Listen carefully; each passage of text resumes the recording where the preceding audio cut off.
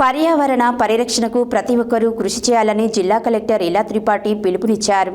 కాలుష్యం వల్ల కలిగే అనార్థాలు, పర్యావరణ పరిరక్షణపై ప్రజలకు అవగాహన కల్పించేందుకు ప్రతి సంవత్సరం జూన్ 5న నిర్వహించనున్న ప్రపంచ పర్యావరణ దినోత్సవాన్ని పురస్కరించుకొని రాష్ట్ర కాలుష్య నియంత్రణ మండలి రూపొందించిన గోడపత్రికలను జిల్లా కలెక్టర్ బుధవారం తన ఛాంబర్లో ఆవిష్కరించారు.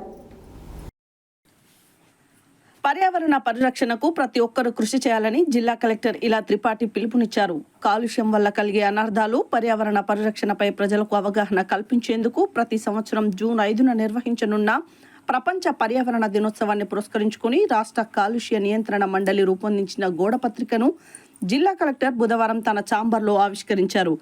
వివిధ రకాల కాలుష్యాల వల్ల ప్రతినిత్యం సమాజం అనేక రకాల సమస్యలను ఎదుర్కొంటుందని, అందువల్ల అన్ని రకాల కాలుష్యాలను నిర్మూలించేందుకు ప్రతి ఒక్కరూ కృషి చేయాల్సిన అవసరం ఉందని అన్నారు.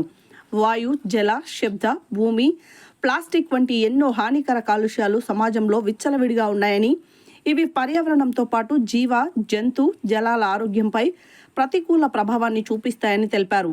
వీటి గురించి ప్రతి ఒక్కరూ ఆలోచించాల్సిన అవసరం ఉందని తెలిపారు. ప్రతి ఒక్కరూ ప్లాస్టిక్ వాడకాన్ని నిషేధించాలని, ప్లాస్టిక్ స్థానంలో పేపర్, గుడ్డకు సంబంధించిన పరికరాలు వాడాలని, స్టీల్ బాటిళ్లు, టిఫిన్ బాక్సులు, క్లాత్ బ్యాగుల వంటివి ఉపయోగించాలని కోరారు.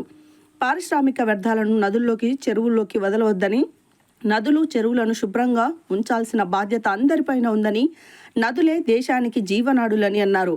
అలాగే వాయు కాలుష్యం లేకుండా, శబ్ద కాలుష్యం లేకుండా చూసుకోవాలని, ఎక్కడ పడితే అక్కడ చెత్త చెదారం వేయడం వల్ల వాతావరణ కాలుష్యం ఏర్పడుతుందని అన్నారు.